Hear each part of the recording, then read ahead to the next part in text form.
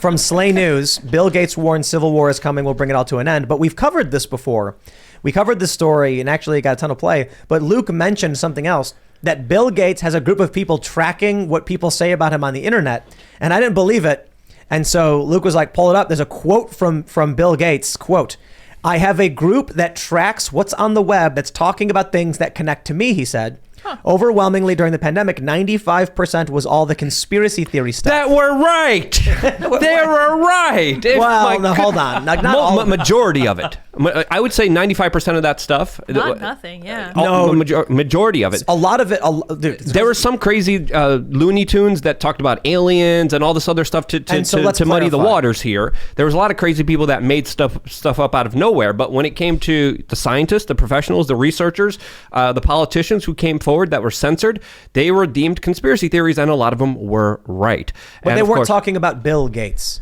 A lot of the stuff people talk about Bill Gates, they go over the top with. You need to talk about Bill Gates in the context. No. He says not about him. He says the pandemic. He says overwhelmingly during the pandemic, it was all conspiracy stuff. Right. Talking about him. He says connect to me. He was saying that people were talking about him, and during the pandemic, it was all conspiracy theory stuff. I'm saying be careful about the weird lizard people attempts, because that's how they discredit you. Absolutely. Focus on Bill Gates' TED Talk where he says we need to reduce population growth. Well, and then they start doing these things claiming it's not about population growth, and I have to wonder what their priorities are. Yeah, but not only that, if you look at the statement above what the quote that you just read there, it says specifically, Gates also revealed that he's been trying to come up with a solution for tackling misinformation and conspiracy theories. So he's going after the individuals who pretty much overall, a lot of them have been batting 100. He's the main guy funding NewsGuard. He's the one funding a lot of these fact checkers. Well, real quick, we get a lot of flack for this. Microsoft has a contract with NewsGuard, That's not right. direct funding. Of course, but he also came out and it recently was revealed that he funded Dan Crenshaw, Mitt Romney, Marco Rubio. He's also, of course, behind the Inflation Reduction Act. He's bragging about how he made that bill, was a part of writing it. He's going to be enforcing it. This is the bill that, of course, provides 80,000 new IRS agents, is going to be centralizing a lot of control and regulations here. So, I mean, this man with 242,000 acres in 18 states, talking about keeping an eye on people who talk about him. I mean, that should raise some eyebrows. We also have this story. Bill Gates admits that telling people not to eat meat won't solve climate change, despite previously saying U.S. should move to 100% synthetic beef and investing in plant-based firms. You know, look, they do all these things. They say climate change, but it kind of feels like what they're really saying is overpopulation.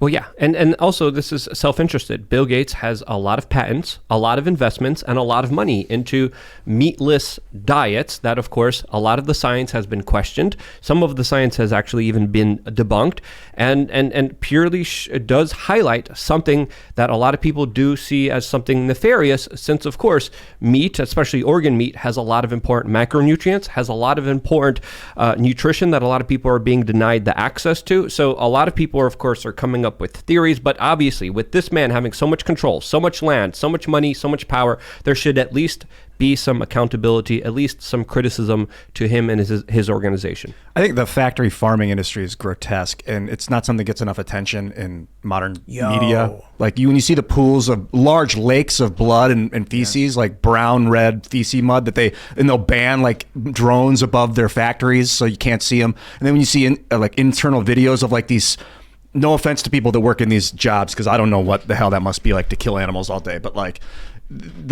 people that have gone so far, they see the pig and they just think it's a thing that I need to kill right now, and they'll take baby ones and smash them, pick them up by their leg and smash their heads on the concrete. You hear the baby pig squealing and dying, and then it's like, this is how we have been sourcing the meat for this amount of population. I get where Bill Gates is coming from, because this is grotesque. That's not what he's talking about, though. I think it's part of what why about all he's the animals on this crusade. hurt, and that's not what he's saying. But what about all the other animals that are killed and hurt in the making of a lot of these, vegan? Oh yeah, products? when you talk about when they harvest grain, for instance, they take these combines and they grind up huge amounts of wheat, but all these deer are in there. They just hunker down and wait. Rabbits. I mean, it's not animal friendly the way that they harvest massive amounts of grain. Absolutely not. But again, this is not kind of what Bill Gates is saying. Yeah, he's not talking about that. He's talking about it takes too much carbon to make a cow.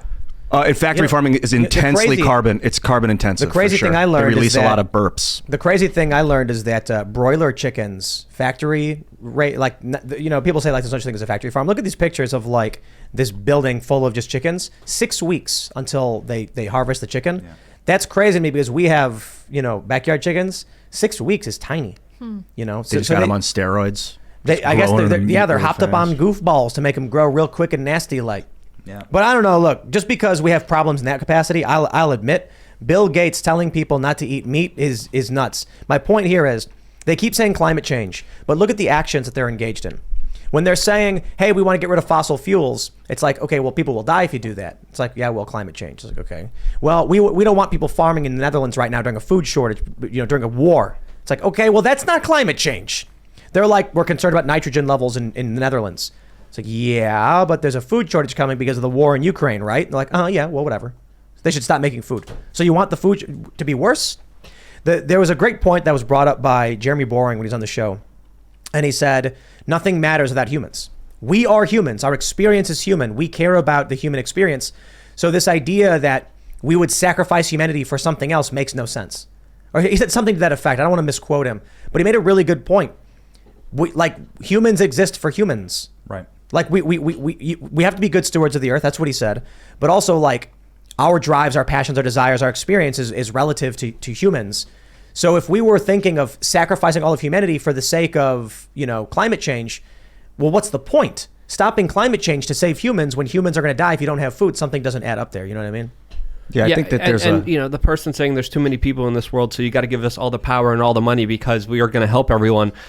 Should really have someone looking side-eyed at them. And again, you have to look at Bill Gates and the work that he's produced. You know, the products that he produced. Vandana Shiva actually came out and did a very excellent kind of speech about what Bill Gates has done to India with his centralization of farmers. You see what he has called for. You see the work that he has done with China, advising them, working with them on many projects, calling for many of the most restrictive COVID policies, celebrating their lockdowns.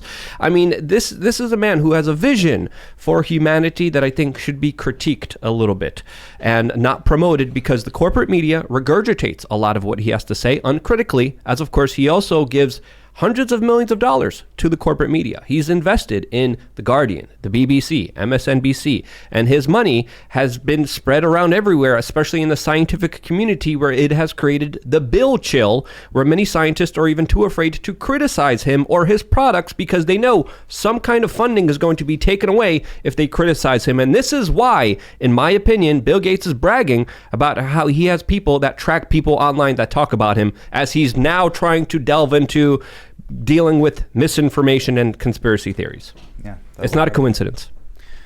Why can't these super rich ass people just like be super rich and be happy? What is the emptiness in their soul? What is driving this? Now, as a Christian, I can I have my own thoughts on this. However, why? Why make the world a worse place? Well, why take away meat for the rest of us? Like, what a miserable existence. I want to take away your ability. You have to eat the soy. Guy works a 9 to 5 in the coal pits, and all he wants is to put a hamburger on the grill. You got it backwards. When he goes home. Where is the opposition? Why is it that Bill Gates and all of these other billionaires are dumping money into wokeness, CRT, climate change stuff, and then on the inverse, nothing? I mean, not literally nothing, but dramatically less. Yeah. You know, I talk about this quite a bit, and I was saying once, you know, I wish people who had money would do things with it, and they don't. And some people point out, yeah, but like the woke people do. And then I was like, yeah, that's a good point. Maybe people shouldn't. And then I thought about, you know, Mackenzie Bezos got, what, $28 billion for divorcing Jeff. And then she puts $2 billion into woke stuff. At least it was reported from some outlets. She's dumping all this money into all these woke causes. And then I'm just like, okay, where's the story about a major libertarian, conservative, anti-woke person doing something similar? I went to Morgantown, West Virginia. It's like a college town and it's run down. And there's a lot of reasons why it is. And it seems like it's orchestrated. Big investment firms drive up the price of buildings so that no one in the community can buy them, so that businesses can't be open, nobody can afford rent. And then it becomes this just slum. Then they start giving out free needles to everybody. And now everything's just crime, poverty, drugs. And then I'm like, one billionaire, a billionaire could go in there and buy like 7 buildings and then just be like, make stuff to the community to revitalize everything. They can counter it. Why don't they do stuff like that? Why is it that it's always people like Bill Gates and George Soros? Now, I know long ago there were stories of the Koch brothers or whatever. I don't know what they were doing or they are doing. I just know that as much as there is some stuff that Peter Thiel does, for the most part, we only ever hear about these big, woke, leftist billionaires who think there's too many people. When we get close, Elon Musk gets close to buying Twitter and doing something, he then says, I'm going to back out. It's a bad idea. I don't want to do it. Thanks for checking out this segment from the Timcast IRL podcast. But if you want to check out the full show live, tune in Monday through Friday at 8 p.m.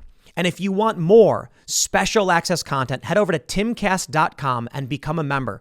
Your membership helps sustain this company, keep our journalists employed, makes this show happen, and you will get access to exclusive members-only segments of the Timcast IRL podcast, and there's a massive library to check out. So again, go to timcast.com or tune in Monday through Friday at 8 p.m., and we'll see you all there.